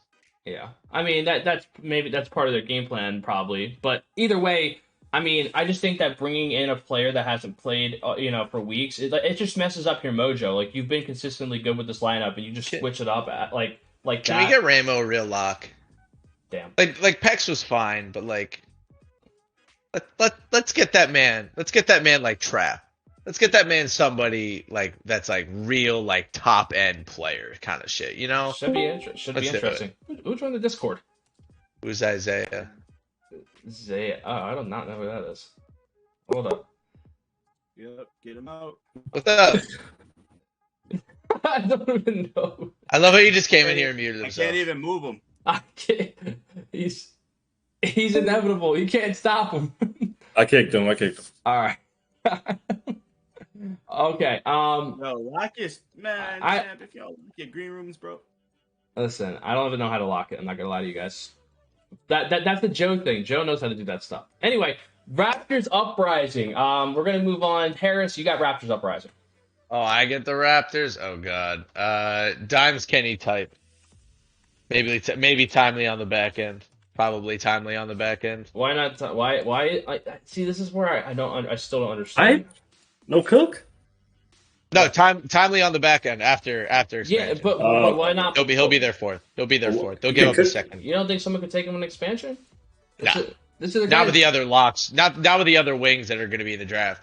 Like if we only 2 expansion teams, that means there's only going to be 6 picks. Nudini's going to be there. Trap's going to be there. Compete might be there. Winterk is going to be in the expansion draft. I mean, obviously he's going to get taken before Timely Cook. No, I'm playing, but I don't think Timely would get picked in expansion. I think they could get him on the back end. Yeah, that's fair. Talent out there. Lot of talent on the wing going to be in expansion this year for sure. Yeah. A lot of good people going to be, and I'm not saying Timely isn't, but like a lot of great interviewers that are going to be in expansion this year. Nate Call, Compete, Trap, Beezus, good ass dudes. that know this league and are professional. And not saying Timely is not that at all. Again, Timely's a good dude, but it's just the tough year. It's tough year in the expansion draft if we have it. It's gonna be a tough year for people. Yeah. All T-Wolves. right, Joe. T-Wolves. No, we'll have Gay do T-Wolves game. I mean, bro, it's the easiest one of them all. It's yeah. Like, Yeah, it's yeah. Dawsix. You bring back Because according to Dawsix and only Joe, Dawsix. Dawsix I'm bringing he's back the most for valuable gold sixth man in the league that The whole never got team. a single game of playing time. So The whole team's amazing. If we would have beat the Damn, Cavs, son, where'd you find our this? arch nemesis at this point, Dawsix definitely would have had some burn. That's what I'm bringing. told I'm that bringing Dawsix is the best sixth man in the league, yet he could not get a single game for the number 1 seed in the West. Right. All year. They couldn't even give him a didn't lock shit game into the against the last Lakers. We didn't lock into the last series. You gonna take that risk and potentially do? Yeah, anything? you're the 1 seed or the 2 seed. It's Nope. the same thing. Nope. Guess what? If you had the 2 seed and you let Dawsix play and you lost, you would have made it to the finals because you would have avoided the Warriors. Oh, Now shit. who lost? Now. Now who's the Oh, it's loser? 2020. Now who's the loser? Sheesh. So I'm bringing Not back. us. I'm bringing back Shifty Kai, and Pagoda egg rolls. That's it. Forget it. Put the egg rolls in. That's what I'm bringing back. Kai Bear and Slaughter. That's the easy one. Do you bring Saint back after expansion? Another great wing that's going to be in the expansion. Yeah, draft. yeah. No I'm bringing Saint shit. back. That's a no God brainer. bless the wings. Jeez. Anyway, Yeah, bring Saint back into expansion. we're gonna move on to Warriors Gaming. Joe, That's for you, Champ. No, No. We got to let Champ do Warriors Gaming Squad.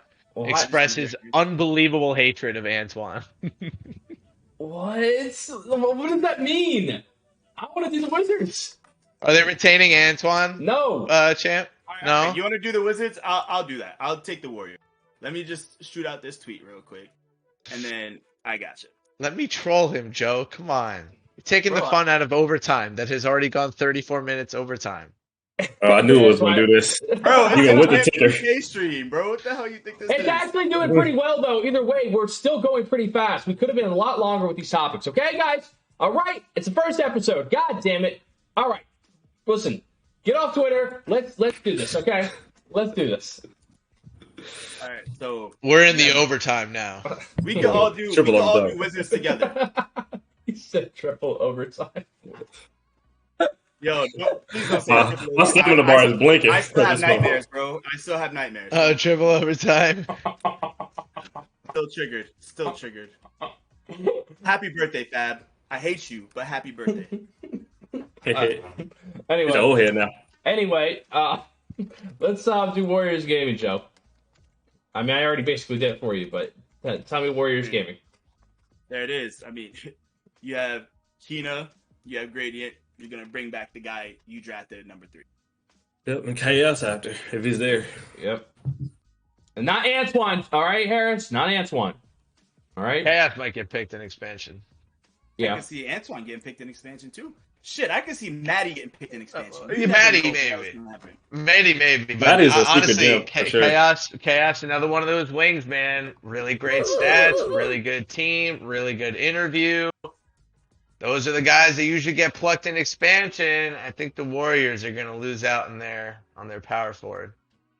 I think, for the record, I'm under the impression, I have no info on this at all. I think we're going to have 2 expansion teams. So I'm doing kind of all this under the impression that we will have 6 players taken in expansion. Obviously 2 in 3 rounds.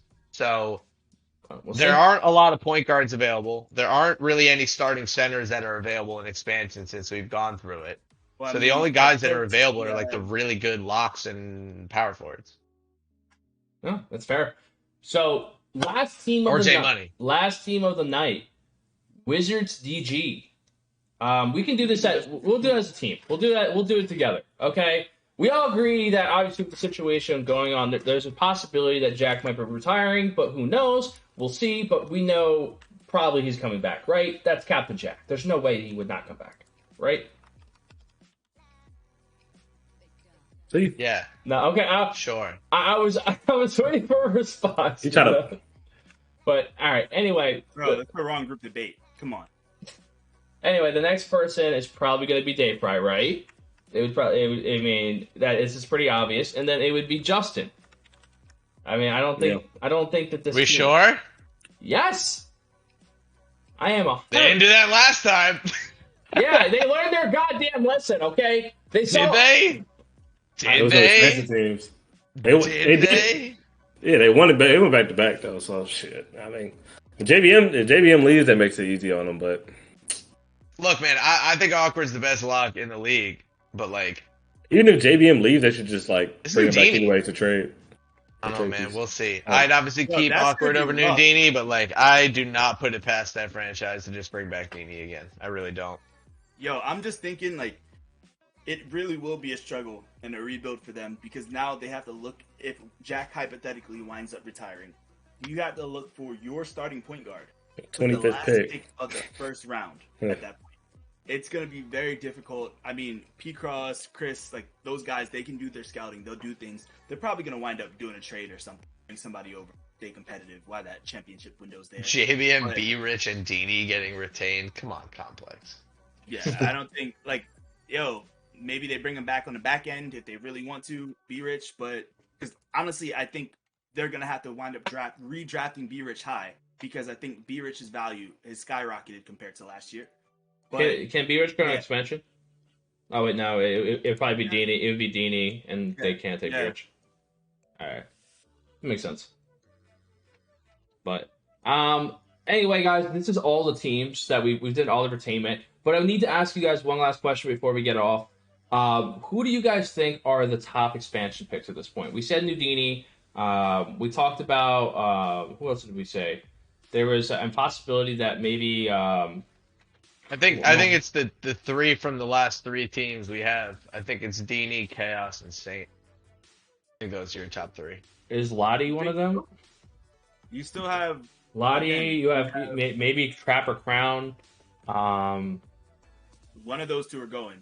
They're just. Oh no, they're definitely going. I'm just saying, like, I think that the top three that are gonna go are gonna be Saint, Chaos, and Dini.